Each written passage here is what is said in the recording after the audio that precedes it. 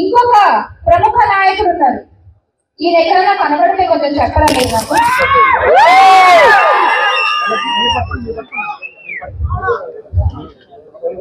ఎక్కడైనా కనబడితే కొంచెం దయచేసి తెలియజేయగలరు. కనబడుట లేదు.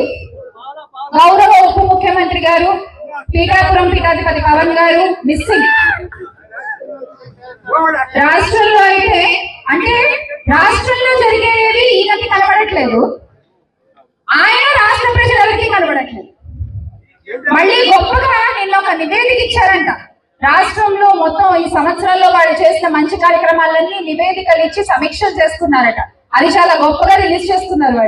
వాళ్ళు నిజంగా నివేదికలు ఇవ్వాలంటే ఎలక్షన్ల రిజల్ట్ వచ్చిన తర్వాత హిందూపూర్ లో జరిగిన మొట్టమొదటి ఆడపిల్లపై జరిగిన అఘాయిత్యం దగ్గర నుంచి మొన్నటికి మొన్న చెట్టు కట్టేసి కొట్టిన మహిళపై జరిగిన దారుణం వరకు ఎన్ని ఆడపిల్లల జీవితాలపై వాళ్ళు నివేదికలు ఇవ్వాలండి? ఎన్ని కుటుంబాలపై వాళ్ళు నివేదికలు ఇవ్వాలి? ఎంతమంది నిరుద్యోగుల కన్నీళ్లపై వాళ్ళు నివేదికలు ఇవ్వాలి?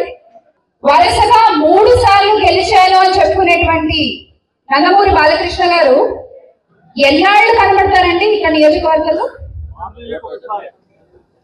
ఆ ఒక్కసారి కూడా ఏ ఓపెనింగో ఏదో ఉంటే రావడం, కాసేపు అలా మొహం చూపించి వెళ్ళిపోవడం. ఇక్కడ జరిగే సమస్యల గురించి ఆయనకి ఏం తెలుసు?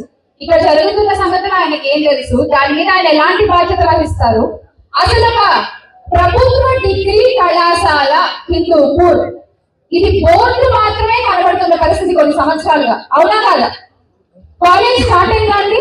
దయచేసి చెప్పాలి. ఇప్పుడు ఉన్న వాళ్ళు ఎవరన్నా మొదలైందా? ప్రభుత్వ డిగ్రీ కళాశాల ఏమన్నా మొదలైందా? కేవలం ఈ యొక్క బోర్డు మాత్రం కనబడుతోందంటే. మరి 3 సార్లు వరుసగా ఎమ్మెల్యేగా గెలిచారు. 3 ఏళ్ళు 15 సంవత్సరాలు ఒక కాలేజీని మొదలెట్టలేకపోయిన ఒక ఎమ్మెల్యేగా ఆయన ఉండే అంట, లేకపోతే గత ఎన్నికల్లో చాలా గొప్పగా చెప్పుకుంటున్నారు, ఇన్ని స్థానాలు వచ్చాయి అన్ని స్థానాలు వచ్చాయని. నిజంగా వాళ్ళు గెలిచిన గెలుపు ఎలాంటి గెలుపో హిందూపూర్ నియోజకవర్గంలో ప్రజలందరికీ తెలియజేసిందండి. ఒక్క బూతులో ఒక్క ఓటు. కానీ నేను ఎరిగామంటే ఎప్పుడైనా ఇది దీన్ని బట్టి అర్థమవుతుంది వాళ్ళు గెలిచిన గెలుపు ఎలాంటి గెలుపు.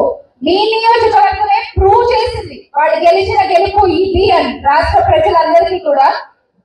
దాన్ని దృష్టిలో పెట్టుకుని ఇది ప్రజలు ఇచ్చిన తీర్పు కాదు, ఈవీఎంల వల్ల గెలిచిన గెలుపు అని ప్రజలందరికీ కూడా మళ్ళీ మనం గుర్తు చేయాల్సిన పరిస్థితి.